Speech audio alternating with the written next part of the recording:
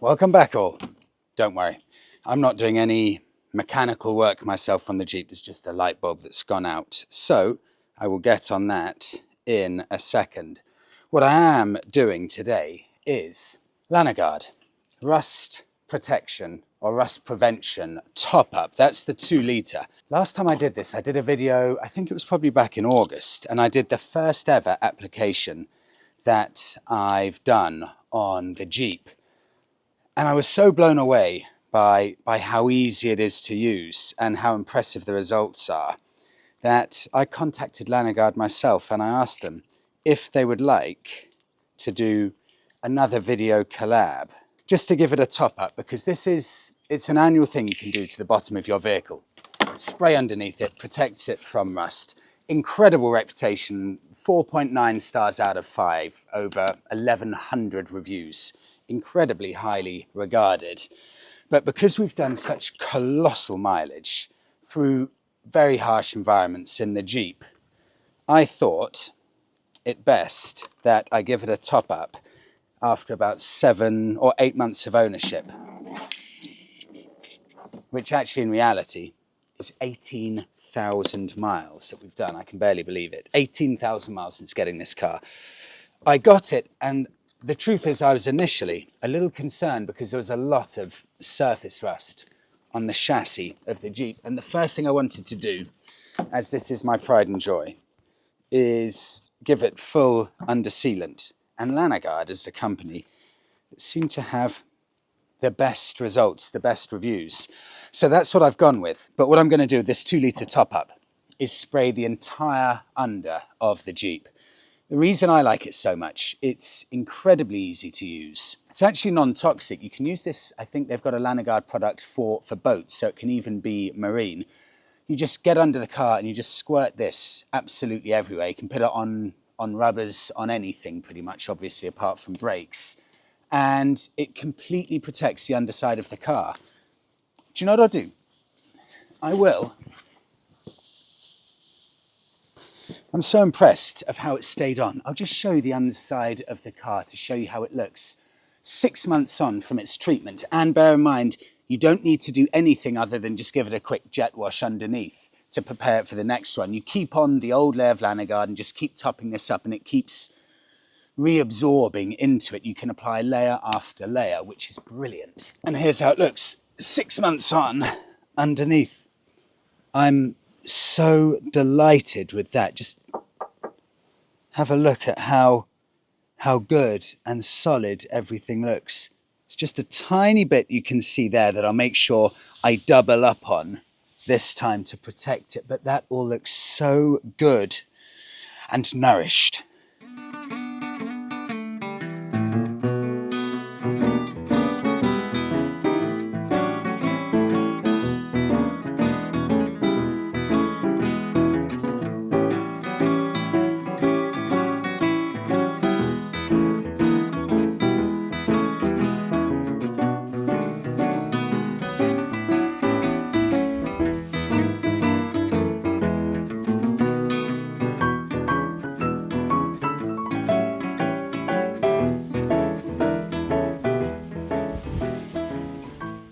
Done. I think that's 20 minutes, half an hour, everything soaked through underneath.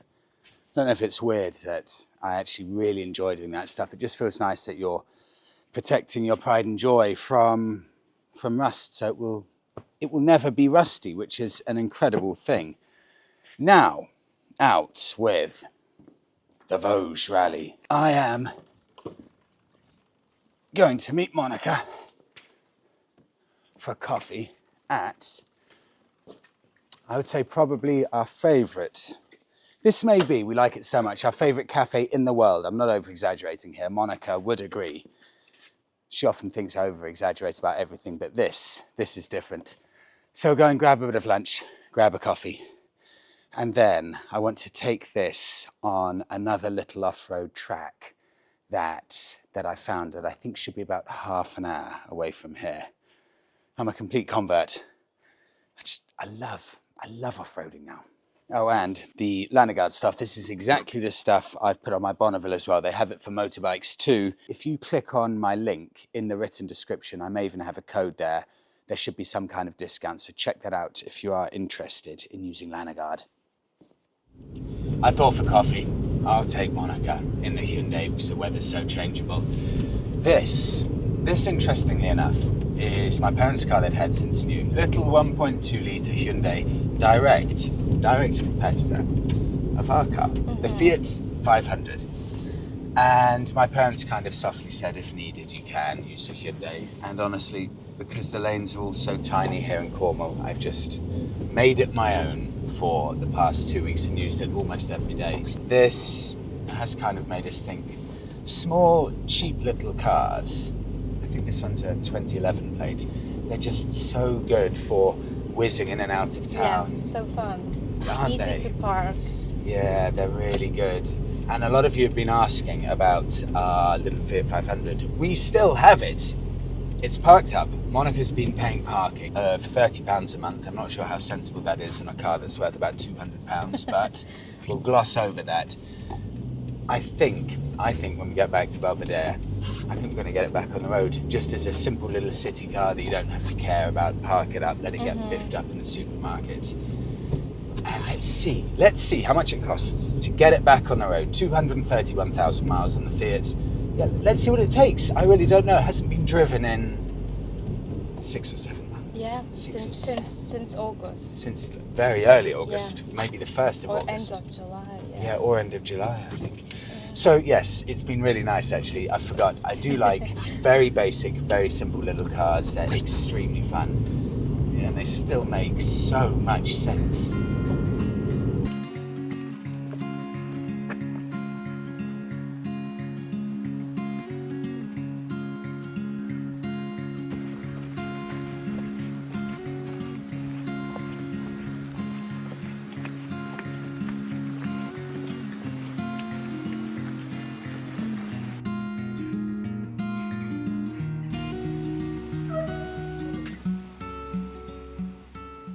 I love stuff like this. Welcome to the King's Arms. Established for over 200 years, originally the old coaching house for journeys from Exeter to London.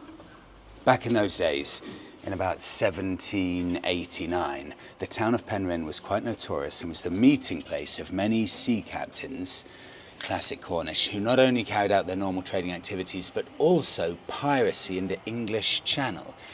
This inn itself has not had any dramatic changes for over 200 years, and the facade, it's remained the same even to this present day. I love Cornish history.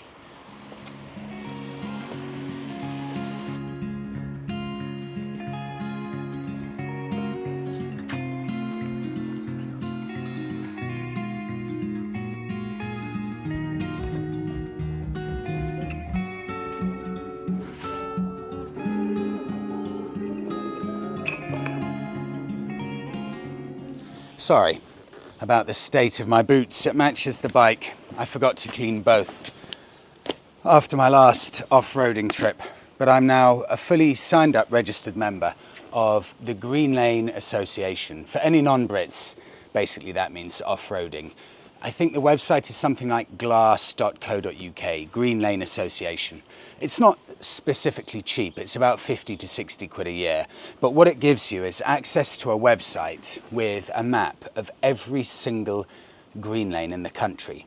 All of my membership details came through about 2 days ago, and the thing that really struck me is the sheer number of off-road routes everywhere. The reality is, you're just really, wherever you are in the country, you are surrounded by off-road routes. And you look on this map and then, I'll put the details here, you press on the starter end of an off-road route and it will take you straight through to Google Maps. It will even show you Google Maps Street View so you know what the road looks like when you're entering this legal off-road spot. And the one I've picked today, it looks really nice because it follows along a river estuary leading out to the sea. So I think the view should be pretty good here.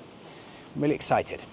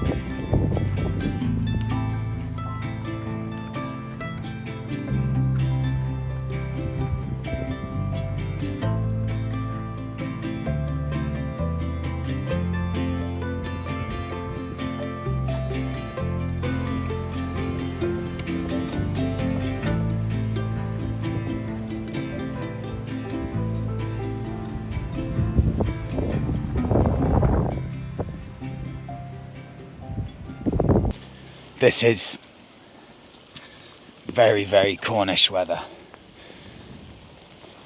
This is why we drove to the cafe, because it can be sunny at 1 second in Cornwall and then torrential rain 5 minutes later.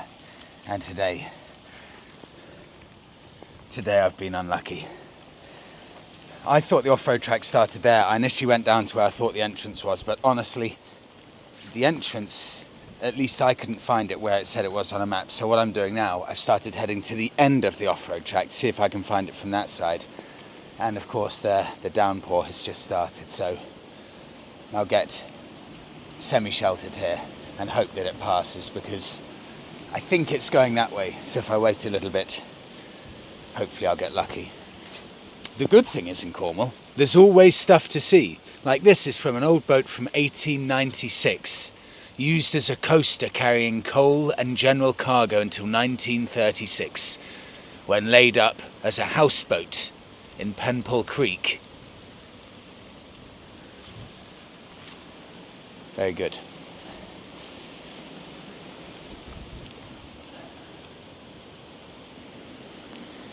It gets to the point the weather's so bad I can't get wetter, so I may as well just carry on. It's quite cold as well.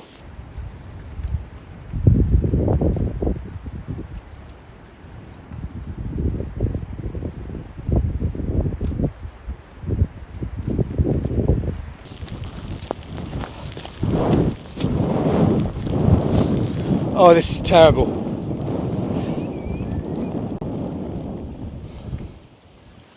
At least there's blue sky now, where it was deep, deep grey cloud before. So I hope I'm near the end. I thought this was meant to be the off-road track here, but there's no way this is an off-road track, so I'll go a mile down that way and hopefully I'll find it. Hands are like icicles now, soaked through, unpleasant. I just carry on. Hopefully I'll make some fun of this on the off-road tracks. But on the plus point, even when it's freezing cold and raining, it's so beautiful and moody. That's what makes Cornwall special. All of the little coves. It's a completely different coastline to Suffolk on the east coast. Suffolk is just straight coast all the way along. Cornwall has loads of coves. Like that about it. So you want DMD2. Yep. And this is just a Samsung Tab Active 3, which you can buy cheapest chips on the old eBay. Let's see if I can get into one for you. Right, that's a rule book. Yeah, so normally what we have is a controller sat there. So this is like the old Paris Dakar type thing, and then you scroll up through following these. Turn by turn. These are called tulips, yeah, and you follow, so it tells you that you've got to get your mileage spot on, and you can move this to change your mileage to marry up with this.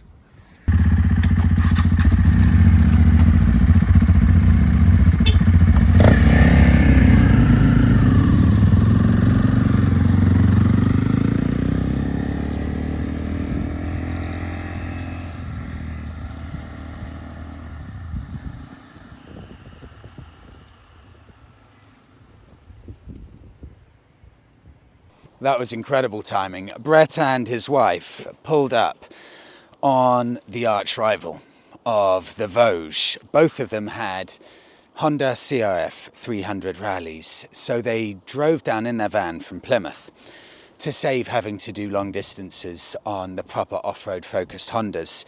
Then they get to the fun stuff, the areas of off-roading, push out both of their Hondas out of the van, and then I think they're going to cover, I'm sure they said something like 100 to 150 miles or something of a bit of off-roading, bit of on-roading.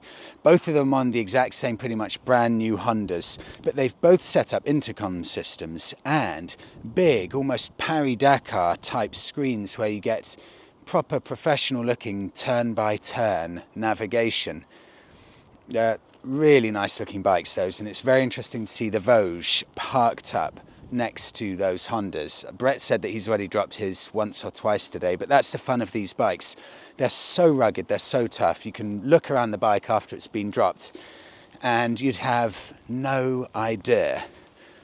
I was literally just about to say, the sun's out again, but it's not, because it's just started raining. The sun was out for about 3 minutes.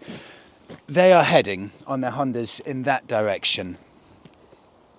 So, I know I must be going the right direction because they're off to the next off-road track there, so fingers crossed that bodes well for me. Somewhere down there, I'm going to find the next off-roading section.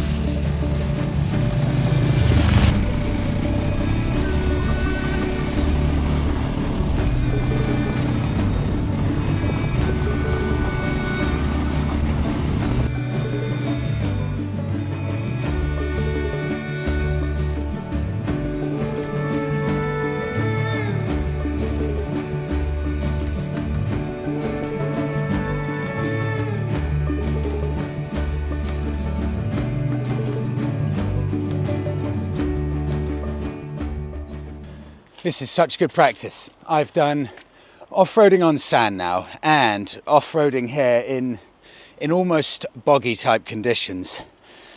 The mud is so thick that it's almost got up to knee level, and I can just feel it starting to seep over the top of my boots. I forgot to mention I filled up with fuel earlier today. That's about a day and a half solid riding, on-road, off-road, everything in between. It must be 100 miles-ish, something like that, and it cost me £6.50 to fill up this bike, so it's very frugal. I'll wrap it up there. Home is in that direction. I think I've got maybe a couple of 100 meters off-roading left, and I will make the most of it. Watch this as well. Even in this muddy condition, there's so much grip on this bike. I can stand up immediately and ride off in complete control. I've put myself on the spot here massively. I don't know why I said that.